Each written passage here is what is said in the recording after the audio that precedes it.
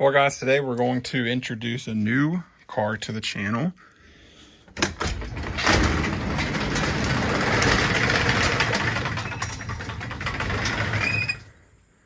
It is a sweet Mark V Jetta. I do have the upper and lower grille. They're just not on the car, they're in the back seat. Custom water bottle.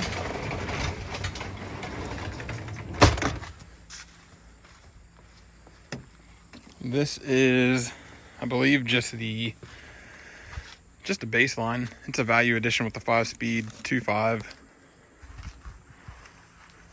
Pretty basic, but everything's factory on it.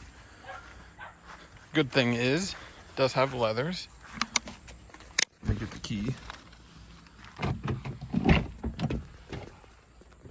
So it does have the leather seats, the awesome 3 pedals. There's the grill in the back seat. So nothing's really done to this. It's all factory. But the one thing that I'm excited about is, I don't know how I got this far in life to get lucky enough to not have one, but 2 Mark V Jettas is beyond me.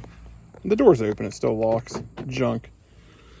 The only modification done to this is the, I believe it's pronounced Enon. I think it's like an 8.2 inch head unit. I had this in my 13 or 14 Passat and then totaled it, so I put it into this. But aside from that, everything's factory. 151,000 miles.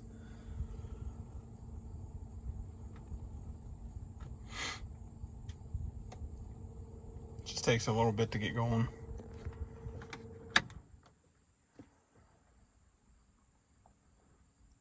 A lot of bit. There we go. But this is pretty nice. You can do Apple CarPlay and Android Auto. In my Passat, it told me a bunch of extra information. So that was pretty cool because it connected right into the CAN bus system. So in my Passat, I don't know if this does it. No. It's not smart enough. So in the Passat that I had, when you would change all the AC stuff, it would come up with an AC screen and you could actually change everything on the screen itself instead of using the controls down at the bottom, which was cool, but good enough for a 2006. I mean, you can't get much better. I haven't started it in a couple days, I might as well start it.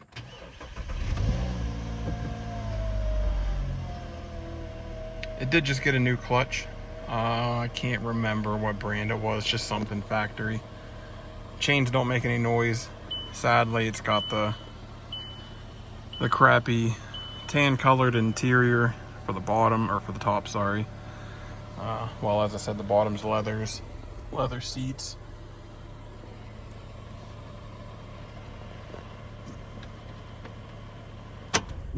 But everything works on it except for the AC, which I haven't looked into that yet to see what the issue was, or if it's just something stupid like it needs to be filled. I'll look into that another day. Before I tag it and everything, I'll get that squared away. Of course, it's got the awesome 2.5. It's a little dirty, but it is what it is. So I don't know what the plans are for this yet. I would like to find some better headlights. I mean, there's nothing wrong with them. They work. I would just rather have something that maybe puts out a little bit more light. I had a Mark IV GLI that had the European spec. I had the standard headlights, and then I put the European specs in, and it actually had a noticeable amount more light while driving at night. So I might do that to this. Of course, the tail lights are factory. I haven't really looked at Mark V stuff much, so I don't really know what's out there for them.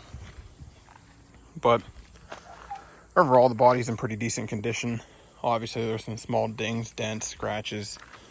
It's not perfect by any means, but for a commuter car with 151,000 miles, you really can't go wrong. But I need help deciding what I should do to this. anyone with suggestions on headlights, taillights, go ahead and let me know. For sure, it will be getting some sort of intake, catback, and probably one of the cheaper tunes. Not so much for power, because the thing only makes 150 stock, and I think with a tune it makes like 170, so it's not like it's going to be any sort of race car. I would just like to get rid of some small things they do, like the rev hang in these cars, so that'd be a nice one to get rid of. But maybe wheels, air ride, who knows? Suggestions welcome. But once I start getting parts for this piece of junk, then we'll make some new videos. Out with the old, it's got way too many problems to list. In with the new.